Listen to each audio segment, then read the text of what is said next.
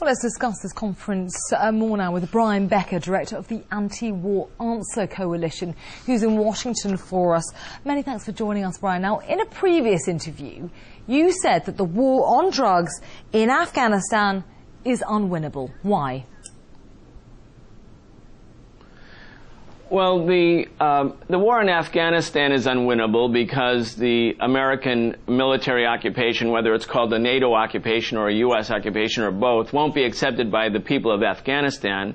And the war on drugs is not winnable either because unless the economic situation changes radically for the people of Afghanistan, in other words, where there can be a thriving economic development separate and apart from drugs, people, farmers especially, will rely on the drug trade because they must feed their family.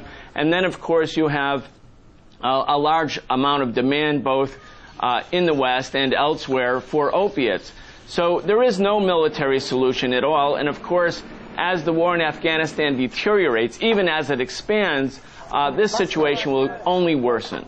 Well, defying the pessimists, a meeting is now taking place between these four major players in the region. But interestingly, the coalition force is often blamed for the worsening situation in the country, in Afghanistan and Pakistan.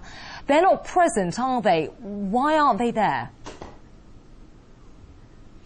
Well, I think we have to put this into a historical context. Since the dissolution, the breakup of the Soviet Union in 1991, the American government, both the Democrats and the Republicans, didn't really matter who was in charge, saw South and Central Asia, and especially the former Soviet republics in that region, as a new piece of real estate, a possibility for an expansion of an American empire, of an American sphere of influence. Of course, the resources, natural gas and oil, which are rich in that region, are of vital interest for American corporations. And the U.S. government and the Pentagon see these areas as an effort, a place to stage new U.S. military installations, U.S. military bases. So we saw the meeting today and in the recent days with Russia and Tajikistan and Pakistan and Afghanistan as an attempt by these countries to reassert their sovereignty, their control, their independence from the American military occupation in Afghanistan, but an interest by the United States to dominate the region, which predates the Afghanistan war. Well, looking again now just at the issue of drugs, Russia has said that in order to eradicate drug trafficking, opium fields need to be burnt down across Afghanistan, but the US appears to disagree. Why do you think that that is? Well, I actually don't think just burning the poppy fields will make a difference. And the United States government is well aware that if they were to burn the poppy fields, that this would leave a large number of Afghan farmers completely penniless. And so the U.S., in order to not have the insurgency be even more inflamed, tries to do certain things that would not deprive the country completely of its economic resources. In other words, they're making a tactical alliance with poppy growers in order so that those poppy growers don't become additional allies to the Taliban and other armed insurgent groups. That's the calculation by the military.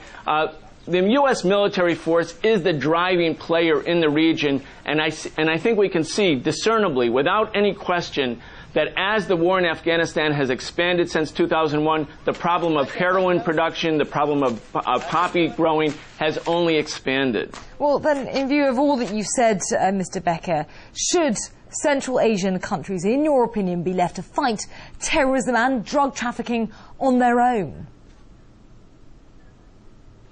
Well, I mean, I think it's clear that the U.S. NATO military presence in Afghanistan is not really a diminishing so-called terrorism or the spread of Islamic extremism or whatever the pretext is that's given for it. I think we all know now that the occupation by hundreds of thousands or more than 100,000 foreign soldiers in Afghanistan is, in fact, a catalyst for the insurgency, for the armed insurgency in Afghanistan and probably throughout the region. It's not a diminution of terrorism at all. It contributes to the problem. It expands the cycle of violence. Well, if you want the coalition forces out, then what concrete measures do you think should be taken to stabilize the region? I think that has to be a matter for the people of the region. The American military and the American corporations have no constructive role to play in South Central Asia. What you see happening today, Russia, Afghanistan, Pakistan, Tajikistan, meeting together, working together independently of Western imperial forces is clearly a better path to take. Okay, Mr. Brian Becker, Director of the Anti-War Answer Coalition, many thanks for speaking to us from Washington.